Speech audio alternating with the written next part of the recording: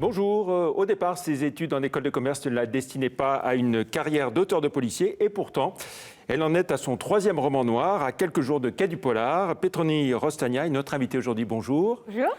École de commerce, début professionnel dans de grandes entreprises. Vous n'étiez pas programmé, donc je le disais, pour être auteur de romans policiers, si ce n'est que vous avez toujours été passionné par les polars. Ah, tout à fait. En fait, j'en lis à peu près un par semaine depuis une dizaine d'années.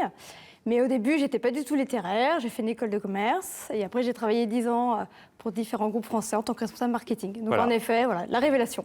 Alors, vous étiez expatrié avec votre mari à Shanghai, puis à Dubaï. Et un beau jour, vous commencez à écrire. Le déclic, c'est quoi ?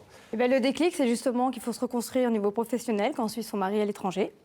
Et donc, j'en avais un petit peu marre de démissionner à chaque fois. Et j'ai voulu faire un projet plus personnel, qui me ressemblait et qui surtout pouvait me suivre partout.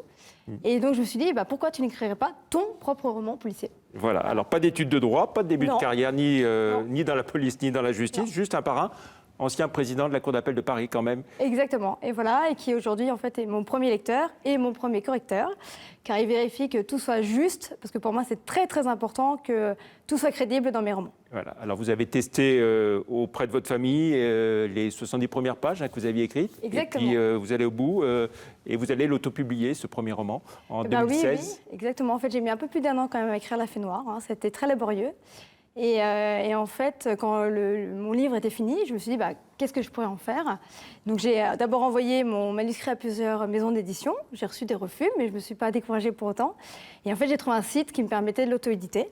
Et l'aventure est partie à partir de là, ouais. Voilà, auto-édition pour commencer. Et puis, vous avez été repris par le catalogue France Loisirs ensuite. Alors, en fait, il y a une autre étape entre-temps. En fait, quand j'étais auto-publiée, j'ai le directeur du site qui m'a contacté, qui m'a dit que mon livre se vendait bien. C'était chapitre.com ? Exactement, voilà. Allez, on va leur faire un peu de publicité.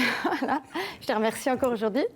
Et en fait, ils m'ont contacté en disant, on voudrait créer notre propre maison d'édition. Est-ce que vous voulez partir avec nous dans l'aventure ? Ils ont créé Incartade Édition. Donc, cela fait 2 ans et donc je suis partie avec eux. Voilà. Alors, on va reprendre les deux premiers romans. Le premier, donc, La Fée Noire, juin 2016, l'histoire de 3 amies d'enfance, Capucine, Emma et Louise, qui fêtent leur bac et font un pacte entre elles. L'idée, c'est d'avoir un enfant avant 30 ans. Ouais. Et puis, il va y avoir 4 morts. Ah oui, en fait, ce pacte... Dans l'une des 3. Voilà, exactement. En fait, ce pacte qui est complètement anodin, fait après les résultats du baccalauréat, va engendrer. Donc, elles sont en train de fêter leur bac. Voilà, elles prennent une bière, elles fument des cigarettes. Et puis, elles se disent, tiens, pourquoi on ne faisait pas ce pacte ? Et en fait, cela va engendrer le meurtre de 4 personnes, dont l'une d'entre elles. Et en fait, le roman commence justement 12 ans plus tard, avec le meurtre du petit ami de Capucine, qui est retrouvé sauvagement assassiné dans le parking de la place Vendôme. Ces 3 amis d'enfance, on peut dire que vous êtes l'une des 3 ? Oui, en fait, je pense que c'est un petit peu un mixte. Voilà, en fait, je vais avoir le caractère assez fort d'Emma, je vais être un peu timide parfois comme Louise, qui a vécu aussi à l'étranger, Capucine, voilà, qui a des vies un petit peu sentimentales, un peu compliquées. Voilà, c'est un petit peu un mix des 3. Et ce pacte, vous l'aviez fait d'avoir chacune un enfant avant 30 ans ? Inconsciemment, je pense. Oui, en fait, il y a pas mal de petits aspects personnels dans La Fée Noire, donc oui, je pense qu'on peut se reconnaître quand même. Oui, je me reconnais quand même pas mal. Donc ça, c'est le premier, La Fée Noire. C'était en 2016. 2017, ton dernier souffle, là, on est Bois de Boulogne, une main putréfiée déterrée par le chien d'un coureur lors de son jogging quotidien. Ah oui. Et c'est quoi cette main ? Alors là, en fait, ce corps. oui, c'est un peu compliqué. En fait, donc mon héroïne, qui est Alexandre Laroche, est convoquée sur la scène de crime. Donc on retrouve, qui était dans le premier. On retrouve toujours la même héroïne. Et en fait, on découvre que c'est le corps d'une femme qui est en décomposition. Et d'après les premiers éléments d'enquête, elle a été enterrée vivante. Et elle était aussi enceinte. Donc, on ne comprend pas tout ce qui se passe. Et ce qui va intriguer aussi les enquêteurs, c'est qu'ils vont trouver un message à côté de ce corps, gravé sur l'écorce d'un arbre, où il y a marqué « Ici repose ton dernier souffle ». Donc, tout part de là. Voilà, il y a une histoire de tueur en série, clairement. Voilà, le deuxième corps est découvert 4 jours plus tard au Bois de Vincennes. Donc, les journalistes prennent l'affaire en main, se demandent ce qui se passe. On l'appelle le fossoyeur des parcs. Et donc, Alexandre Laroche, mon héroïne, et toute son équipe est chargée de l'enquête. Et il va devoir se dépêcher parce que peut-être d'autres meurtres arriveront par la suite.